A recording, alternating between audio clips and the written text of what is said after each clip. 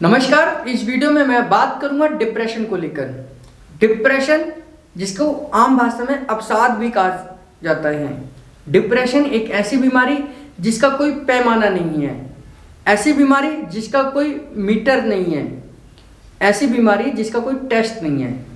केवल और केवल डिप्रेशन को हम पेशेंट के साथ बातचीत कर या उसको समझकर, उसको देखकर ही बता सकते हैं, यानी कि उसका अंदाजा लगाया जा सकता है। सीधे सीधे ये मेंटल प्रॉब्लम है, यानी कि मानसिक रोग में डिप्रेशन को लिया जाता है।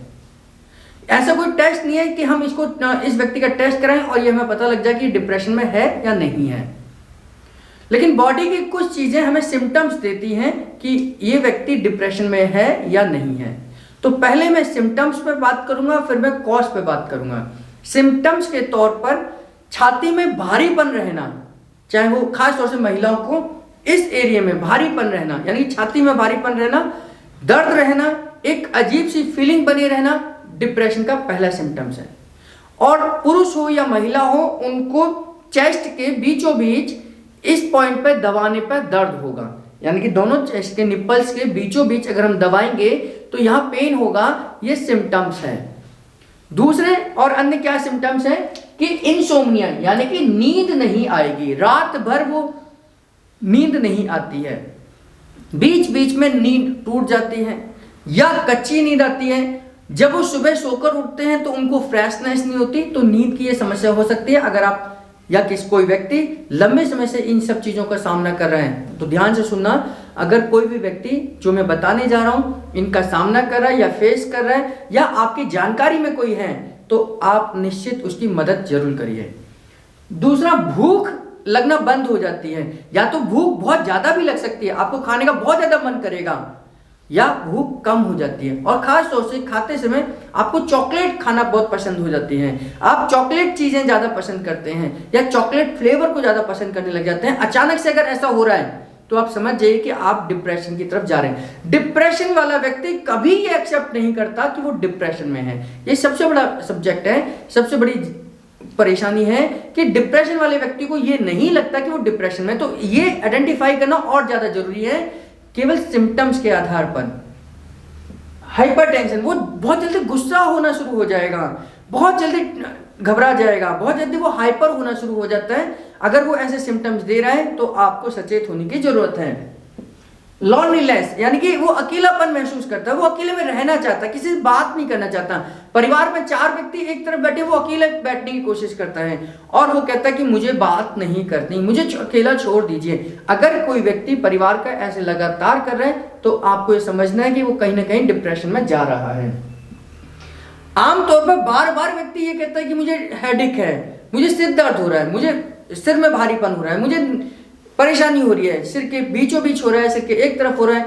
हेडेक की समस्या एक आम समस्या सिम्टम्स के तौर पे होती है। हैवीनेस, शरीर भारी लगने शुरू हो जाता है, सिर पे ऐसा लगता है कि कोई कितने किलो का वजन उस पर रखा हुआ है, उसे ऐसा लगता है कि उसके सोचने और समझने की क्षमता खत्म होती चली आ रही है। ये भी डिप्रेशन के ही सिम्टम्स हैं। डार्क सर्कल हो जाते हैं आंखों के नीचे में, यहां पर आंखों के नीचे उनको डार्क सर्कल आने लग जाएंगे।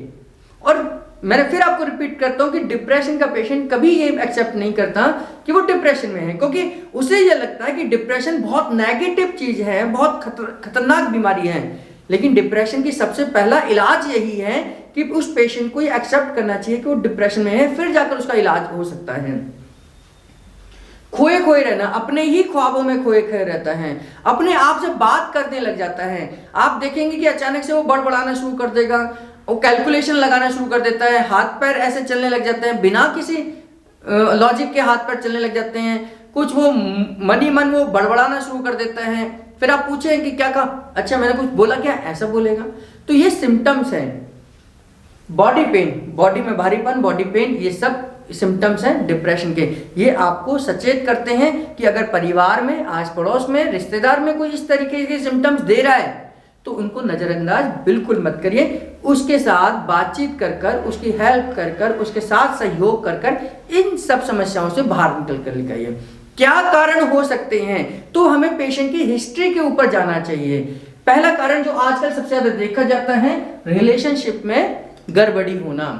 रिलेशनशिप का मतलब गर्लफ्रेंड का बॉयफ्रेंड के साथ हो जा गड़बड़ी होना, हस्बैंड का वाइफ के साथ गड़बड़ी रहना, या पिता पुत्र का भी हो सकता है, माता पिता का भी हो सकता है रिलेशनशिप में गड़बड़ी होना। या वो ये देखे कोई बच्चा है या गर्ल्स है, वो गर्ल्स देखती हैं, फीमेल देखती हैं कि माता पिता का बहुत झगड़ा हो रहा है उनके परिवार में, वो आए दिन आपस में लड़ते रहते हैं, उसका पिता माँ को मारता रहता है, तो ये डिप्रेशन का कारण हो सकता है गर्ल्स के लिए। फाइनेंशियल लॉस, अचानक से व्यापार में लॉस हो जाना, पैसे का लॉस हो जाना, ये भी एक कारण बनता है। ये खास तौर से ज्यादातर मेल के अंदर देखा जाता है, पुरुषों के अंदर जो डिप्रेशन, ये फाइनेंशियल लॉस सबसे बड़ा कारण है। कैरियर को लेकर आजकल युवा वर्गों में कैरियर को लेकर बड़ा डिप्रेशन है कि हमें क्या करना है, नेक्स्ट हम क्या करें, कौन सा कोर्स करें, क्या करें कि मेरा फ्यूचर अच्छा बन जाए। फ्यूचर को सिक्योर करने के लिए आजकल युवा वर्ग में सबसे ज्यादा डिप्रेशन है। और मेडिकल लाइन में तो ये माना जाता है, जितने भी मेडिकल लाइन में कोर्सेज कर रहे होते हैं, डॉक्टर्स जब मेडिकली पढ़ रहे होते हैं, जो पढ़ाई कर रहे होते हैं, उनमें डिप्रेशन आमतौर पर देखा जाता है। सीए हैं, डॉक्टर्स हैं, इंजीनियर्स हैं, तो यहाँ के स्टूडेंट्स को एक काउंसलिंग होना बहुत जरूरी है।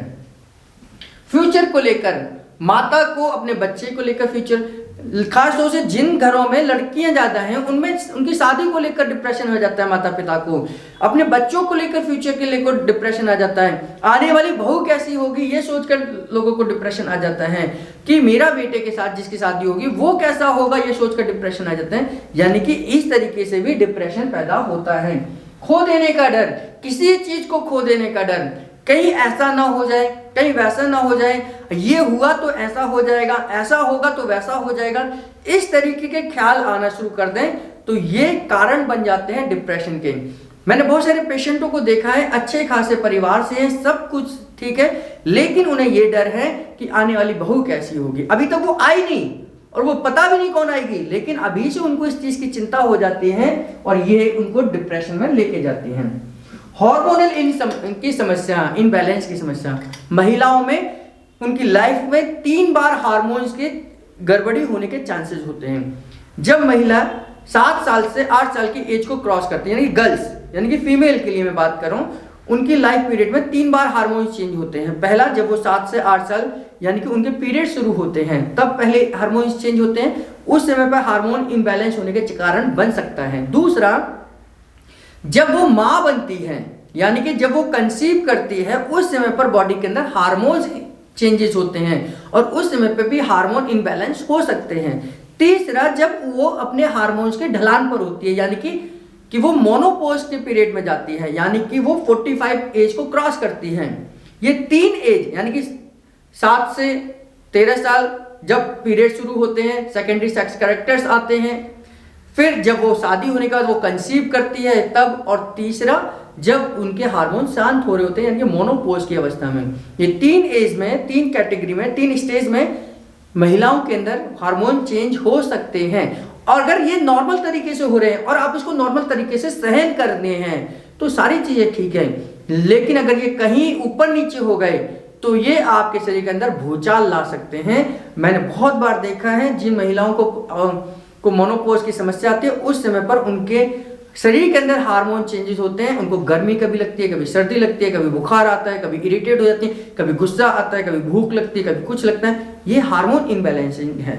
और इसी तरीके से गर्ल्स के अंदर भी होते हैं। इसी तरीके से जब वो गर्ल माँ बनती है तब भी ये चेंजेस आते हैं। तो हार्मोन इनबैलेंस को भी डिप्रेशन का कारण माना जाता है। सेक्सुअल अनसेटिस्फैक्शन, आजकल ये शहरों में बहुत ज्यादा देखा जाता है।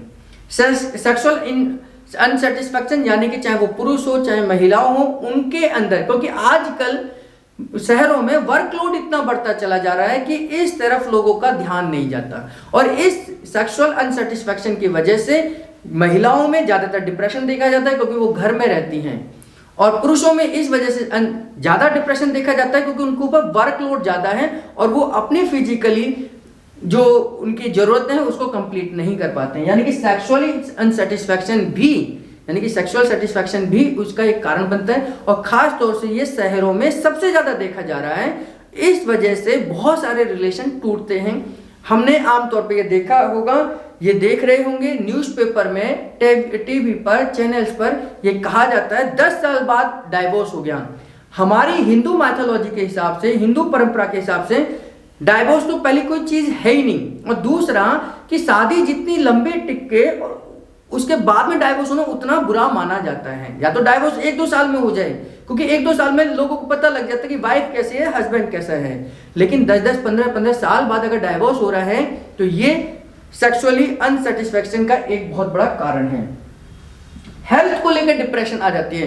मैं बहुत मोटा होता चला जा रहा हूं, मैं बहुत पतला होता चला जा रहा हूं, मेरे ऊपर लोग ध्यान नहीं देते हैं, मुझे देखकर गलत कमेंट करते हैं, मेरा शरीर फैलता चला जा रहा है। तो हेल्थ इशू सबसे बड़ा कारण है। महिलाओं में तो है ही है, पुरुषों में भी ये आता चले जा रहा है कि मेरा पेट बहुत आगे निकल रहा है, मेरे बाइसेप्स खत्म होते चले जा रहे हैं, मेरा वेट कम होता चला रहा है, मुझे गर्ल्स नहीं देखती हैं, मुझे बॉयज नहीं देखते हैं, या मुझे देखकर गलत कमेंट करते हैं। तो हेल्थ भी एक पॉइंट है जो डिप्रेशन का कारण है।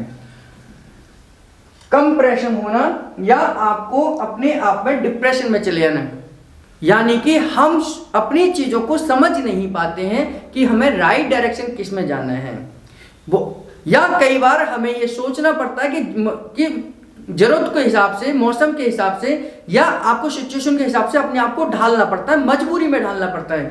अपनी इच्छाओं को मारना, अपनी इच्छाओं को जब हम मारने लग जाते हैं तो ये भी एक कारण बनता है डिप्रेशन का।